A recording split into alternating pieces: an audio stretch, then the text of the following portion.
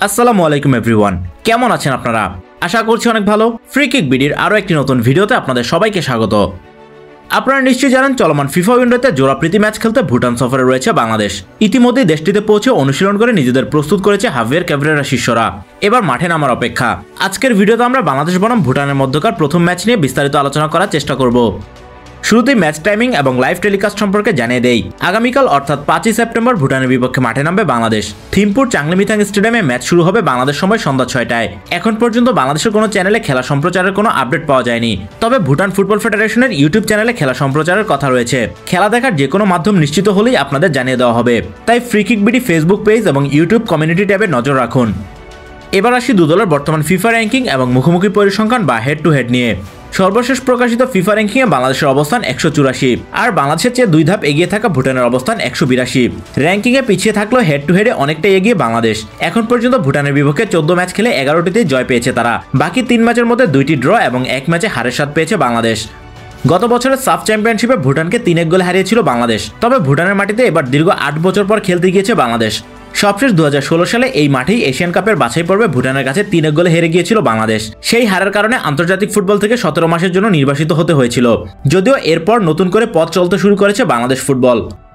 এবার ভুটানের বিপক্ষে বাংলাদেশের সম্ভাব্য ট্যাকটিক্স নিয়ে আলোচনা করা যাক। সাম্প্রতিক সময়ে নিয়মিত 4-4-2 ফরমেশনের দলকে খেলাচ্ছেন হাভিয়ের ক্যাভরেরা। তার এই কৌশলের সঙ্গে মানিয়ে নিয়ে বাংলাদেশ দলের পারফরমেন্সেও উন্নতি লক্ষণীয়, তাই ভুটানের বিপক্ষে একই কৌশলে মাঠে নামতে পারে বাংলাদেশ। বাংলাদেশের গোলবার সামলানোর দায়িত্বে দেখা যাবে মিতুল মার্মাকে। জাতীয় দলে অভিষেকের পর থেকে নিয়মিত ভালো পারফরমেন্স উপহার দিচ্ছেন তিনি। এছাড়া ঘরোয়া ফুটবলও বেশ ভালো করছেন মিতুল, তাই আরও একবার মিতুলের দিকে নজর থাকবে সবার। সেন্টার ব্যাক পজিশনে অভিজ্ঞ তপু বর্মন আরও একবার আস্থার প্রতীক। তারিক কাজী না থাকায় একাদশে দেখা যেতে পারে মেহেদী হাসান মিঠুকে। আর রাইট ব্যাক পজিশনে বিশ্বনাথ ঘোষ আর লেফট ব্যাকে খেলবেন ইসা ফয়সাল। এছাড়া কোচের কাছে শাকিল হোসেন, রহমত মিয়া, সাদউদ্দিন এবং জুনিয়র তপুকে খেলানোর সুযোগ থাকছে। ডিফেন্সিভ মিডফিল্ড পজিশনে মোহাম্মদ হৃদয়, সেন্ট্রাল মিডফিল্ড পজিশনে 2 সোহেল রানা আর অ্যাটাকিং মিডফিল্ডে অধিনায়ক জামাল ভুঁইয়ার খেলা প্রায় নিশ্চিত।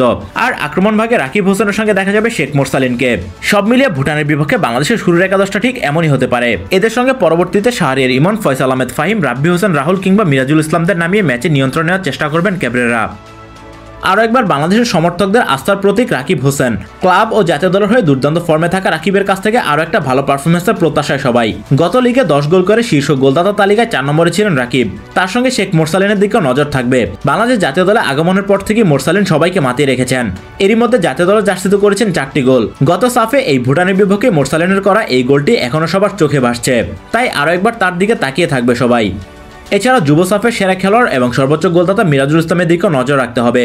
যদিও তার একাদশে জায়গা পাওয়ার সম্ভাবনা কম, তারপরে এই তরুণ তুর্কিকে মাঠে দেখতে চাইবে সমর্থকরা।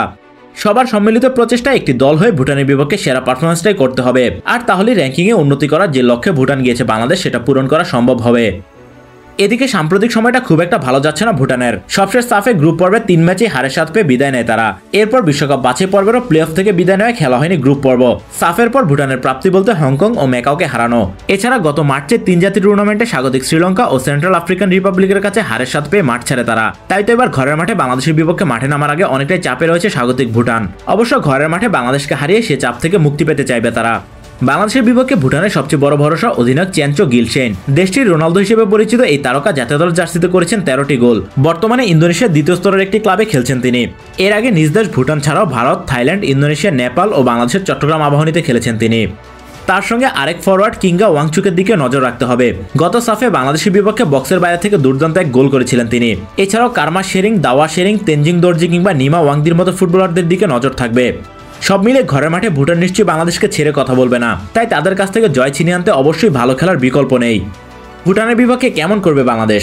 র্যাঙ্কিংয়ে 2 ধাপ এগিয়ে থাকা দলটার বিপক্ষে কোন পরিকল্পনায় মাঠে নামা উচিত? সবশেষে ম্যাচের ফলাফল কি হতে পারে বলে আপনি মনে করছেন? আপনার ভাবনাগুলো অবশ্যই জানাবেন কমেন্টে। বাংলাদেশের প্রতি শুভকামনা জানিয়ে আজকের ভিডিও এখানে শেষ করছি। দেখা হচ্ছে পরবর্তী ভিডিওতে। সবাই ভালো থাকুন, সুস্থ থাকুন এবং ফ্রি কিক বিডির সঙ্গেই থাকুন। এতক্ষণ সাথে থাকার জন্য সবাইকে ধন্যবাদ।